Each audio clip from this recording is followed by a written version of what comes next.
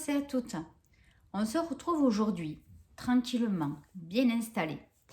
Alors normalement, cette vidéo n'aurait pas dû apparaître aujourd'hui. Je devais la préparer un petit peu plus tard pour le mois de février. Mais j'ai eu un petit souci sur la box surprise que j'aurais dû vous unboxer ce mois-ci. Une mauvaise surprise, donc quand je la recevrai, c'est sûr, je ne vais pas y faire un grand accueil, surtout dans la vidéo. Voilà, c'est au niveau du délai, c'est une catastrophe, hein. Voilà, donc bon, je vous en parlerai au moment venu. Donc du coup, aujourd'hui, j'ai décidé de vous faire l'update lecture. Donc aujourd'hui, je vais vous présenter 4 livres et aussi je vais vous parler de 2 films que j'ai regardés sur Netflix. Alors, donc tout d'abord, je vais vous parler donc du livre d'Hervé Lozac, Mon Bichon. Ensuite, je vous parlerai, peut-être pas dans l'ordre, de toutes ces vies où nous nous sommes aimés de Céline Coll. Donc, je vais vous parler du livre concernant la vie de Bernard Tapie, de Franz Olivier Gisbert. Et ensuite, donc, du livre Le crépuscule et l'aube de Ken Follett. Alors, donc, on va commencer en premier par le livre de Ken Follett, Le crépuscule et l'aube. Donc, il a été publié chez Robert Laffont. Alors, donc, je vous mets l'image du livre ici, puisque c'est un livre que j'ai lu sur ma liseuse. Oui, j'aime bien un petit peu de temps en temps, voilà, lire sur ma liseuse. Donc, je télécharge les livres sur le net. Vous avez beaucoup de sites où vous trouvez des e-books. Donc ce livre est assez épais, hein, je vous avertis déjà d'entrée pour ceux et celles qui n'aiment ou qui n'aiment pas lire des gros pavés. Donc l'histoire se passe en l'an 997 à la fin du Haut Moyen-Âge. Donc cette histoire se passe en Angleterre, mais c'est une mauvaise période où il y a beaucoup d'attaques vikings donc sur le territoire anglais. Voilà, les Vikings veulent envahir l'Angleterre, donc ils envahissent les villes, les villages, ils saccagent tout, ils violent, ils tuent. Enfin bon, c'était vraiment un mauvais moment pour l'Angleterre. Donc on va découvrir la vie de 3 personnes. Donc on va avoir Edgar, qui est un jeune constructeur de bateaux, qui vit donc avec ses parents et ses frères. Ensuite, nous avons Rania, qui est une riche héritière française normande. Ensuite, donc, un moine, Aldred, qui a un rêve, c'est d'avoir une abbaye et de fonder une école à l'intérieur de son abbaye. Voilà.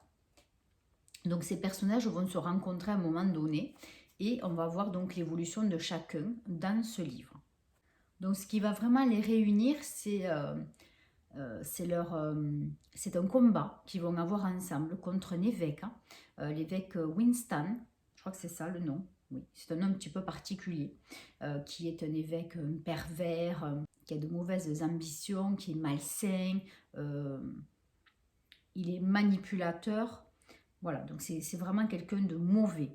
Et à cause de cette personne, les 3 autres vont avoir leur destin complètement changé, modifié. Voilà, donc en fait l'histoire commence donc par l'histoire d'Edgar qui vit un amour secret avec une femme qui est mariée dans son village. Malheureusement, sa vie va basculer puisque les Vikings vont arriver et vont saccager son village et tuer donc sa bien-aimée. Voilà. Donc l'histoire démarre là. C'est un très beau roman. Alors j'ai un petit peu langui à des moments, c'était un petit peu lancinant. Mais l'histoire est magnifique, franchement, c'est très prenant, vraiment, c'est très bien écrit, c'est très facile à lire. J'ai adoré, franchement, j'ai bien aimé, c'est une histoire originale. Rania aussi est quelqu'un de très... c'est une femme puissante, elle présente physiquement, voilà, elle va épouser un homme qu'elle rencontre donc chez elle, qui est anglais, qui est un grand seigneur en Angleterre. Elle va avoir un coup de foudre pour lui et donc elle va partir en Angleterre.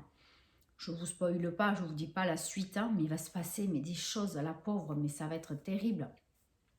C'est quand on aime quelqu'un si fort et qu'il vous arrive toutes ces choses, elle doit supporter énormément de contraintes et voilà, bon, je ne vous raconte pas. Mais voilà, ça se passe au Moyen-Âge, c'est sûr, c'est pas forcément d'actualité, mais j'ai trouvé très très très beau ce roman. Ensuite, on va parler de Mon Bichon, donc, qui est un livre de Hervé Lozac, publié par Le Courrier du Livre. Donc, il y a encore un petit bout d'étiquette, je l'avais acheté chez Noz. Et franchement, bon, voilà, j'avais lu la petite explication donc derrière. Bon, on vous dit Pierre Bichon est comptable. À l'aune de ses 52 ans, il a un rêve, ne plus jamais retourner au bureau et devenir écrivain. Si l'entreprise s'avère pour le moins délicate, cette seule initiative va l'amener à vivre toute une série d'aventures dignes du roman qu'il n'aurait sans doute jamais imaginé. Plus encore, c'est sa vie qu'il va réécrire. Donc en effet, la première phrase du livre, c'est « Ne crains pas que ta vie s'achève, mais que jamais elle ne commence ». Rien qu'à cette phrase, j'ai su que ce livre allait me plaire. Mais c'est magnifique, magnifique. Donc voilà, c'est l'histoire de Pierre, donc qui est comptable et qui ne veut plus retourner au travail et qui veut absolument écrire un livre. Donc c'est un homme qui est marié, qui n'a pas d'enfant, qui a une vie très très très routinière avec sa femme. Bon, on s'aperçoit évidemment que bon, c'est un couple qui s'est un peu éloigné l'un de l'autre. Ils se sont mariés, mais c'était pas un gros coup de foudre. Bon, je vous laisse vous faire votre propre avis sur le livre si vous êtes intéressé pour le lire. Et évidemment, rien ne va se passer comme prévu. Évidemment, comme vous l'avez compris, il va aller d'aventure en mésaventure et des rebondissements incroyables dans ce livre qui paraît banal au départ, mais qui est très touchant, humoristique, tendre. Pierre est un personnage attachant, même si des fois on a envie au début de lui mettre des claques. Vraiment, c'est un roman qui touche, vraiment. C'est très beau. Voilà, donc ce personnage vraiment va nous surprendre. C'est un personnage qui a l'air coincé dans son habit de comptable, de personne stricte, alors qu'il ne l'est absolument pas.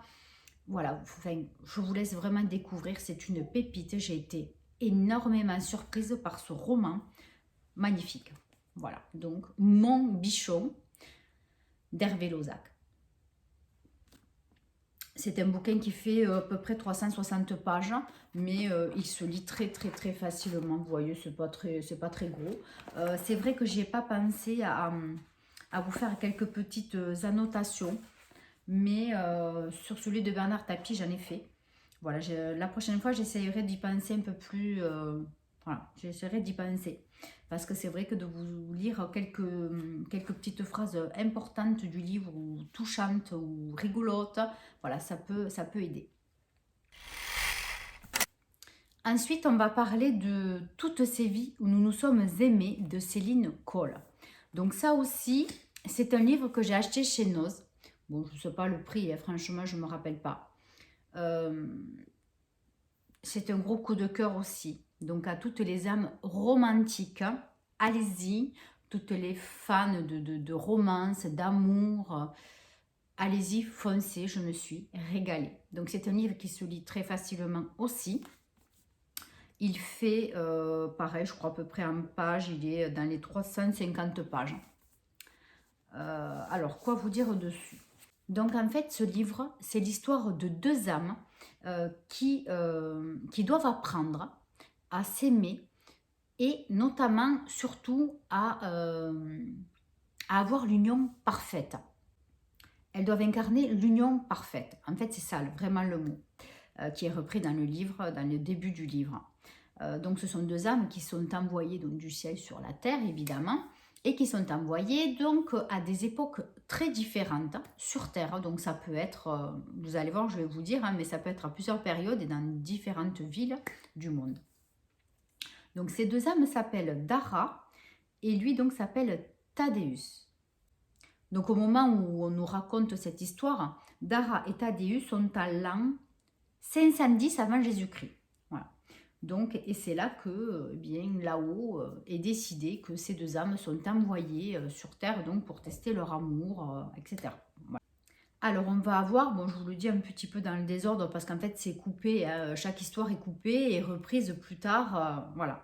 Vous avez l'histoire de Savannah et Josh, donc qui se passe en mai 1958 à San Francisco.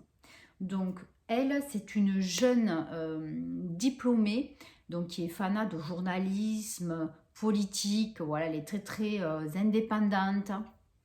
Là, il lui tarde de travailler, elle vient d'avoir son diplôme. Lui fait médecine parce que voilà, il veut faire plaisir à ses parents et surtout à son père. Et ce qu'il souhaite, c'est de ne pas avoir une compagne qui est soumise comme sa mère.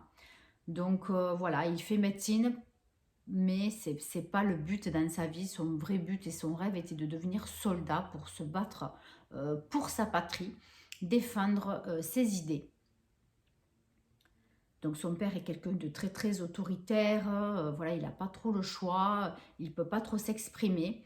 Donc voilà, il fait ses études et puis ben, un jour, tous les deux se rencontrent dans un café et ils se regardent comme s'ils avaient l'impression de se connaître depuis toujours.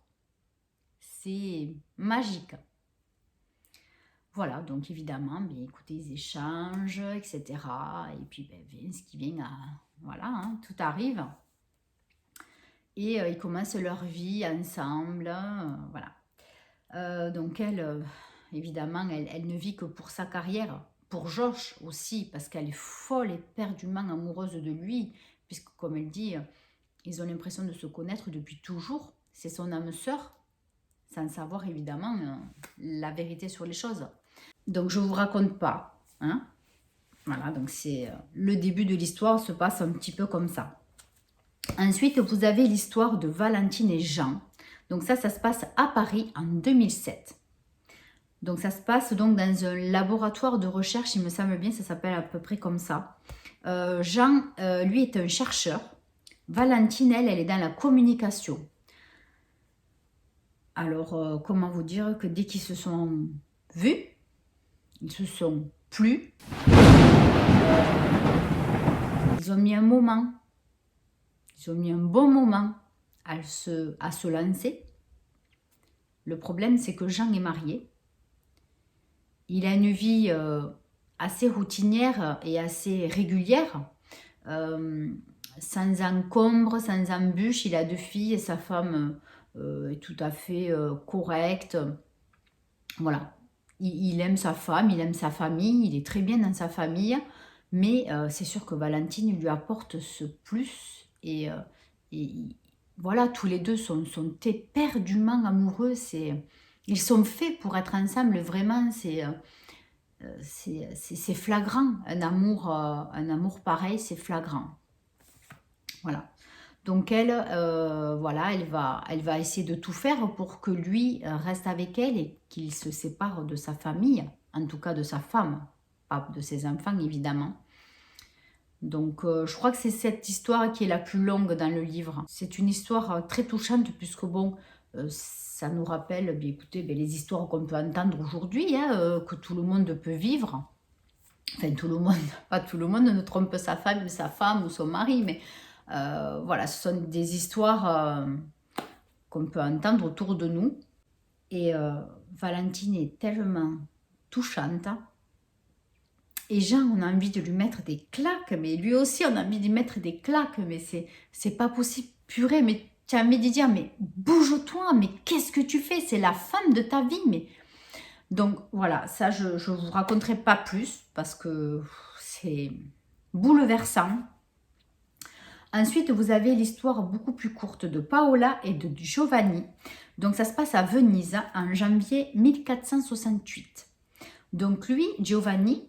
est un maître d'œuvre, il fabrique des bijoux, il travaille dans une bijouterie, il est un petit peu le second et il se prépare donc à reprendre la boutique de la personne, de cet homme donc, qui a cette boutique de bijoux depuis très très très longtemps. Donc c'est lui qui est censé reprendre, donc il est un petit peu comme un apprenti dans cette boutique, mais il a son avenir tout tracé parce qu'il est très très très doué. Et puis un jour, une magnifique jeune fille rentre dans cette bijouterie. Et puis là, quand il la voit, c'est le coup de foudre. coup de foudre assuré.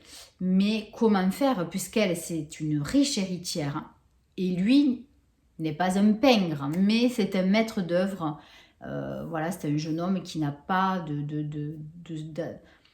qui n'a pas de, comment on dit, de classe. Il fait partie de la classe moyenne, si vous voulez, voilà. Tandis qu'elle, voilà, c'est une riche héritière. Donc, comment faire pour l'aborder et puis comment lui faire comprendre qu'il est tombé fou amoureux d'elle. Voilà. Donc, ça va être un peu compliqué. Elle va lui montrer un petit signe. Mais la fois d'après, ça va être très compliqué. Je ne veux pas vous spoiler parce que c'est tellement beau. Et si je vous dis tout, ben, vous allez tout comprendre. Enfin, elle va faire un truc qui va tout faire basculer. Et elle va s'en vouloir. Voilà, je ne peux rien vous dire de plus. C'est magnifique, c'est beau, mais c'est beau. J'ai failli en pleurer, mais j'avais les larmes aux yeux, mais c'est magnifique, magnifique des histoires pareilles. Ensuite, vous avez l'histoire d'Emilia et de Caius. Ça se passe en 528 avant Jésus-Christ, à Rome. Donc, elle, Emilia, est une vestale. Alors, une vestale, c'est une vierge sacrée qui, pendant 20 ans, donc je crois que c'est des enfants qui sont un peu vendus vers l'âge de 9-10 ans, il me semble, et qui ne doivent plus jamais revoir leur famille ni être en contact, mais qui sont donc des vierges sacrées qui sont portées très haut en estime dans le peuple. Elles sont protégées, donc elles habitent toutes ensemble dans une maison. Elles peuvent accéder à tous les spectacles. Elles sont vénérées, mais en contrepartie, elles n'ont pas le droit à avoir une quelconque relation amoureuse, ni intime, ni de près ni de loin, avec un homme. Voilà, ça leur est interdit pendant 20 ans. Si ça arrive, elles sont punies et bon, en général, elles sont assassinées. Voilà. Donc, c'est interdit dans ce peuple-là. Voilà. Et puis, ben, évidemment, Caius, lui, est un soldat. Voilà, donc il s'occupe de la garde. Évidemment, quand ils vont se voir un jour, eh bien, chacun va plonger dans les yeux de l'un de l'autre. Et puis, voilà, quoi, la magie opère. Et pareil, un amour très fort, très intense et très puissant. Très court. L'histoire aussi est très courte. Comme je vous ai dit, l'histoire la plus longue est celle de Valentine et Jean. C'est magnifique. C'est magnifique, rien que d'en parler, ça me fait encore des frissons. C'est très, très beau. Ensuite, on a l'histoire, et je crois que c'est la dernière, de Louise et Jules. Ça se passe en mai 1848. Donc lui est médecin et elle s'ennuie. Elle est femme de médecin, elle essaye de s'occuper avec des femmes de médecins, mais bon, elle s'ennuie, c'est pas ce qu'elle veut faire. Elle, son rêve, c'était d'écrire. Elle lui en parle un petit peu, elle aimerait bien faire autre chose, mais lui, il la veut pour lui toute seule. Il ne veut pas qu'elle qu'elle travaille, surtout. Bon, et puis ben, elle tombe enceinte, un enfant, 2 enfants. Bon, puis elle fait sa vie de femme au foyer avec ses enfants, sa vie de femme de médecin. Et puis, un jour, sa fille, qui est assez grande, elle parle. Puis, elle lui avoue qu'elle avait écrit un livre quand elle était jeune. Et sa fille, donc, envoie le livre en édition. Et voilà, il y a du regret. Elle tombe malade. Bon, voilà, il y a du regret. Il y a des choses qui se passent et qui se sont dites. Bon, il y a du regret. Voilà, donc je ne peux pas non plus vous en dire plus, c'est très beau, l'histoire aussi est très courte, mais c'est très très beau. Vraiment, j'ai eu un énorme coup de cœur pour ce livre, j'ai vraiment adoré, c'est magnifique, magnifique l'histoire de ces 2 âmes qui doivent se retrouver à différentes périodes dans le monde et dans différentes périodes, et qui doivent essayer de s'aimer du mieux possible. Pas forcément finir sa vie ensemble, mais s'aimer de la bonne manière. Enfin, c'est bouleversant. Voilà, j'ai adoré. Et puis pour finir, on va parler donc du livre sur la vie de Bernard Tapie. Donc il y a énormément d'anecdotes, j'ai marqué plein de pages. Donc Bernard Tapie, quand on ne connaît pas du tout le personnage, c'est quelqu'un de très très fort psychologiquement, mais de très très très sensible, de très très très intelligent. Et on nous a raconté énormément de choses qui ont été fausses sur lui. Quand on découvre ce livre, on s'aperçoit qu'en fait, il a été manipulé. Oui, vous allez dire, mais elle est complètement folle, elle croit tout ce qu'il a écrit. C'est un journaliste qui a écrit ça. Et il avait très peu d'amis, notamment dans le journalisme. Et vous allez être surpris. Moi, j'ai été étonnamment surprise par le personnage. C'est quelqu'un qui a été... ouais, il s'est fait coincer. Il s'est fait coincer. On peut penser ce qu'on veut de lui. Certes, c'est quelqu'un qui aimait l'argent. Il sortait d'une famille assez pauvre. Assez pauvre. C'était des prolas. Hein. Lui, il appelait ça les prolas, sa classe sociale. Donc, à partir de la 40e page, j'ai noté un petit quelque chose qui, évidemment, on n'en a pas parlé. Donc, un jour, son fils Laurent m'a parlé de la petite Zora, une jeune fille d'une quinzaine d'années, d'origine marocaine, qui avait adressé à Bété, donc Bété, c'est donc Bernard Tapie dans le livre, en 1986, une lettre à laquelle était jointe une photo de lui qu'elle lui demandait de retourner dédicacée. Elle souffrait d'un cancer du poumon et laissait entendre que ça n'allait pas fort. Ému par son courrier, le couple Tapie était allé lui rendre visite à l'hôpital de Boulogne, où elle se trouvait en soins palliatifs. Déjà, rien que là, ça, c'est pas le genre de choses que les journalistes ont parlé. On n'en a pas entendu parler, qu'il avait fait ça, mais c'est rien. Donc, à cette jeune fille, on lui donnait 3 ou 4 mois, pas plus, à vivre. Et il disait que sa famille était restée à Troyes, où elle vivait dans une sorte de bidonville. Zora était seule à l'hôpital. On a décidé, avec l'accord de ses parents, de la prendre chez nous. Donc ils ont pris cet enfant chez eux, sans s'en occuper comme si c'était la leur. Ils ont demandé à un médecin qui était le roi de la phytothérapie de s'occuper d'elle. Donc ils ont arrêté la chimiothérapie. Ils l'ont traitée avec les plantes. Et elle a tenu 1 an et demi. Ils l'ont prise partout avec eux en vacances, partout. Ils l'ont aimée comme leur propre enfant. C'est magnifique, hein. Voilà. Ça, on n'en a pas entendu parler. Là aussi, une petite phrase qui lui sortait, c'est je n'arnaque personne. J'arrive quand les entreprises sont à l'agonie, quasiment mortes, et qu'elles ne trouvent pas de repreneur. Je ne dis pas aux salariés que je suis là pour toujours. Au contraire, je les préviens que je resterai seulement le temps que les entreprises renouent avec les bénéfices et payent ses dettes. Moi, je redresse. La gestion au long cours, ça n'est pas mon métier, chacun le sien. Donc, voilà, on lui disait que c'était quelqu'un avec des grandes dents, c'est ça? Oui, il aimait l'argent, donc il rachetait des entreprises qu'il renflouait, il les remontait, il les retapait, elles avaient un autre design, elles avaient d'autres projets, et ça réussissait toujours. Donc c'est quelqu'un de très intelligent. Et oui, ben, c'est un peu normal qu'il se fasse de l'argent comme ça. Moi, je trouve qu'il n'y a pas de mal, il a sauvé mais combien d'emplois, mais c'est impressionnant. Donc c'est sûr que ça a créé énormément de jalousie contre lui, ça c'est sûr. Donc c'est lui aussi qui avait inventé un petit peu le système du SAMU. Pour les personnes qui avaient des problèmes cardiaques, ils devaient appuyer sur un bouton, ou, voilà, ils étaient connectés à quelque chose, hein, et donc des médecins devaient venir donc, chez ces personnes et avec tout le matériel nécessaire pour les sauver. Voilà, donc ça a marché, hein, ça a marché, mais évidemment ça a dérangé certaines personnes qui donc ont porté plainte contre lui, voilà, encore une fois, donc tribunal, etc. Il a perdu, bon. Et puis quelques temps après, donc le président ou le ministre qui était à ce moment-là, je ne sais plus quelle année, je n'ai pas relevé, a inventé donc le SAMU, mais qui est exactement la même chose. Donc au début, comme il disait Tapie, c'était surtout pour les personnes, c'était cœur assistance, voilà. Il avait appelé ça la cœur assistance. Bon, donc là, il avait de très très bonnes idées. Mais ça lui retombait toujours dessus. C'est vrai que c'était quelqu'un avec une volonté de faire, une volonté de gagner, une volonté de réussir. C'était impressionnant. Il a racheté aussi un club méditerranéen qui a été conçu par le navigateur mythique Alain Colas.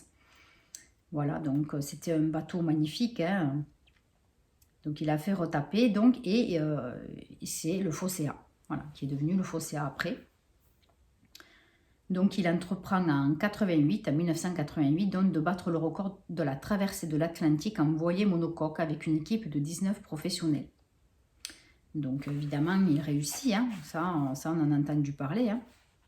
Il a été très très fort, encore une fois. Donc il a eu beaucoup d'aide de la part de François Mitterrand. C'est quelqu'un qu'il apprécie énormément, énormément. C'est vrai que beaucoup de gens lui reprochent d'être rentré en politique, hein, et c'est à partir de là qu'il a eu énormément de problèmes. Voilà. Il s'est fait trop remarquer. Comme est écrit dans le livre, la nouvelle coqueluche de Mitterrand compte peu d'alliés dans l'équipe gouvernementale, à part Bérégovoy, gonflé à l'esprit de sérieux, l'acrobate affairiste Roland Dumas pour les affaires étrangères, le marxiste rigoureux Pierre Joxe pour la défense, et on l'a vu, le tiers-mondiste deux tiers mondain Bernard Kouchner. Les autres se tiennent à distance, parfois en se bouchant le nez, ou bien ses collègues exècrent ce qu'il incarne, ou bien ils sentent le pétrin qui vient. Donc à peine est-il au gouvernement que les affaires arrivent en effet de partout comme des balles et des obus à la bataille de Gravelotte en 1870.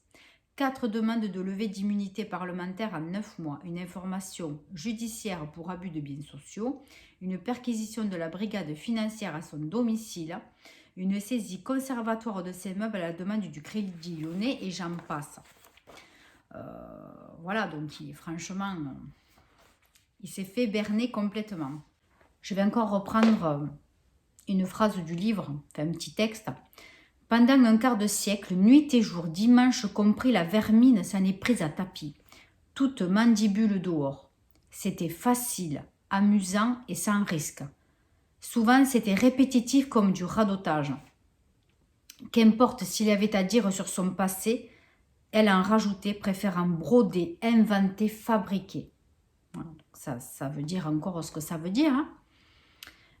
Bon, là, il parle aussi du litige avec le Crédit Lyonnais. Il a signé la vente d'une grosse société, donc de Adidas à l'époque. Mais il n'avait pas tout lu. Il a fait confiance, il s'est fait avoir.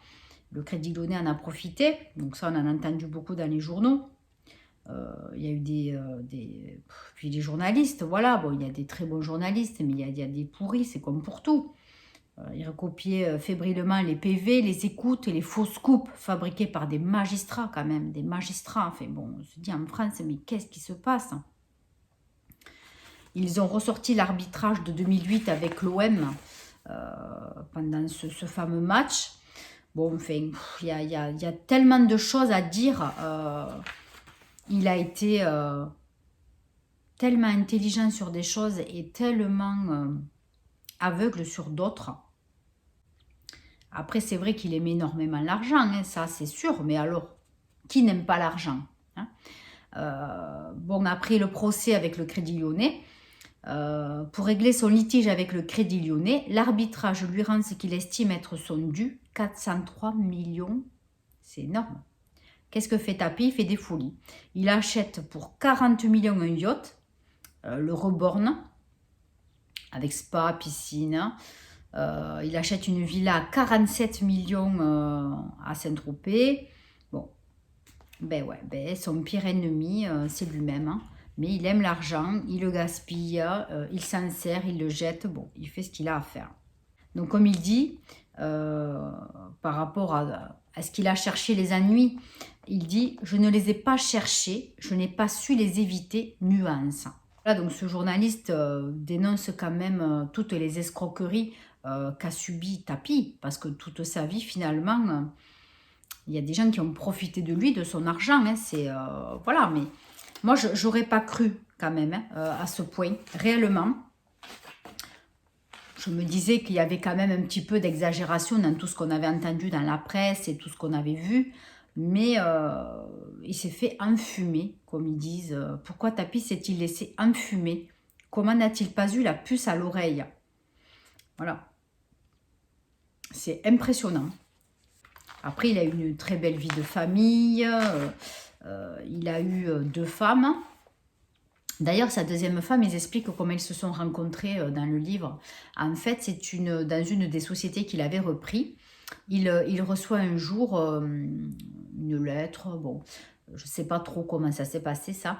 Et comme quoi, une des secrétaires avait subi un harcèlement de la part d'un des gérants d'une de ces sociétés. Donc du coup, lui, il a voulu savoir exactement ce qui se passait. Donc il a fait venir le gérant. Donc il lui a demandé ce qui s'était passé, etc. Bon, l'autre, évidemment, lui dit non, non, non, moi j'ai rien fait. Elle ne m'intéresse pas, en gros, voilà. Et puis, voilà, Tapi avait toujours le nez, voilà, il se doutait qu'il y avait un truc. Et donc, il a convoqué la fille. Et donc, il a bien compris que c'était voilà, du vrai harcèlement. Bon, donc il s'est occupé de l'autre et il a gardé la fille comme secrétaire pour lui dans sa société qu'il avait là où il était. Et donc après, elle est devenue sa femme. Voilà, mais c'est très beau. C'est très très beau. Donc ils ont tout fait aussi pour ne pas qu'il soit maire de Marseille. Voilà, ils lui ont coupé l'herbe sous le pied. Comme ils disent, ça a été une mise à mort. Voilà, donc ils l'ont mise en liquidation. Enfin bon, ça a été terrible. Franchement, que des manigances, que des manigances. Et c'est vrai que tant qu'on n'a pas lu le livre, on ne se doute pas de ce qui s'est passé, réellement passé. Il a subi des assauts, mais sans arrêt. Avec l'histoire du match de l'OM et Valenciennes, il n'avait rien manigancé du tout. Il n'y avait pas du tout de... Enfin, c'est énorme, énorme. Éric de Montgolfier, je ne sais plus qui c'était exactement dans le livre. Ah oui, c'était le procureur de la République, Éric de Montgolfier. Bon, voilà, il avait annoncé des sentences contre Tapi, mais bon, un jour quand même, quelques années plus tard, évidemment, M. Tapi n'aurait pas dû aller en prison. Les faits ne le méritaient pas, il a payé pour d'autres raisons. Non, mais c'est dingue, dingue que des gens ont placé comme ça et puis participer à tant de vilainie, mais qu'est-ce que ça veut dire? Enfin, c'est une honte. Puis après, c'est quelqu'un qui voulait se battre. Une petite phrase aussi encore du livre, un petit paragraphe. Il dit « C'est étrange, même dans les pires moments, quelque chose me disait que tout n'était pas foutu, qu'il fallait quand même avoir confiance en la justice. » Qu'il y avait toujours une petite lueur qui brillait et que je ne voyais pas encore au fond de la pénombre où je me démenais depuis si longtemps. Jamais désespéré, c'est dingue quoi. Enfin, ça m'a fait vraiment halluciner ce livre et fait ressentir des émotions vraiment particulières et puis de la colère aussi, de la colère parce que voilà, on peut aimer l'argent, on peut être dans la finance, on peut sauver des entreprises, des emplois et puis être quelqu'un de bien au fond de soi et profiter, ben oui, de l'argent, hein, profiter de son argent. Mais voilà, ça en est venu à un tel paroxysme de conneries, c'est dingue. C'est quelqu'un qui a beaucoup aidé aussi au niveau de la SPA pour les animaux. Il avait, je sais pas, il a sorti de la SPA je ne sais combien d'animaux que lui-même a gardé chez lui. Il s'est beaucoup occupé de chiens, surtout en fin de vie, où voilà, c'est assez âgé. Enfin, il a fait de très belles choses. Il a peut-être été assez con, grande gueule, etc. Mais bon, voilà, c'était un personnage. Et un truc qui m'a remué et que je ne me souvenais pas, quand il y a eu la catastrophe de Furiani dans les gradins qui se sont donc écroulés, ces gradins, il y a eu une catastrophe. Donc ils ont dit qu'il y avait eu 18 morts et 2357 blessés. Bernard Tapie, il est allé dans les décombres aidés. Il a sauvé des gens, il a sorti des gens de là. Et donc notamment Gilles Verdez, le chroniqueur donc, de TPMP, voilà, il y était, il a vu Tapi aider, sauver des gens. Et c'est une belle leçon de vie. Et il s'est battu jusqu'à la fin contre son cancer, contre les magistrats, toute la politique. Hein. Et c'est une très très belle leçon de vie. Donc voilà, comme le dit le livre d'ailleurs, leçon de vie, de mort et d'amour. C'était quelqu'un de très très très sensible malgré ce qu'on peut croire, qui était, voilà, comme j'ai dit tout à l'heure, très grande gueule, très expressif. Il a chanté, il a fait du théâtre, il a fait énormément de choses. Hein. Et tout ce qu'il a entrepris, il a réussi. Bon, sauf ses carrières de chanteur et de théâtre. Il a fait quand même pas mal de pièces quand même. Hein. Voilà. Mais c'est vrai que on prend une claque quand on lit ce livre. Et je trouvais ça magnifique. Hein. Et c'est dommage que ça soit sorti après. Après tout ça. Après tous ces drames. Toutes ces poursuites judiciaires, tout ce tralala. Voilà, c'est bien dommage hein, et qu'il ait vécu tout ça ben, jusqu'à sa mort. Voilà, c'est bien bien dommage. Donc, énorme coup de corps aussi pour ce bouquin. Donc, maintenant, on va parler des 2 films que j'ai vus sur Netflix dont je voulais vous parler. On m'avait parlé de Gone Girl, hein, c'est une collègue qui me l'avait conseillé. Alors, c'est l'histoire d'un couple qui bat de l'aile un petit peu. Et un soir, le mari rentre et sa femme a disparu, s'aperçoit qu'elle a disparu. Voilà, donc l'enquête va commencer. Donc, est-ce qu'il l'a tuée? Est-ce qu'elle est partie? Est-ce qu'elle s'est cachée? Est-ce que... voilà. Donc, c'est une histoire impressionnante. Ça m'a scotché. Très, très, très bien écrit. Le rythme est top dans le film. On ne s'ennuie pas du tout. Il n'y a pas de temps mort. Et on ne se doute pas franchement avant presque la fin de ce qui s'est passé. Donc Gone Girl, je vous le conseille si vous voulez quand même un film avec du suspense retentissant. Voilà, moi j'ai bien aimé et franchement je vous le conseille.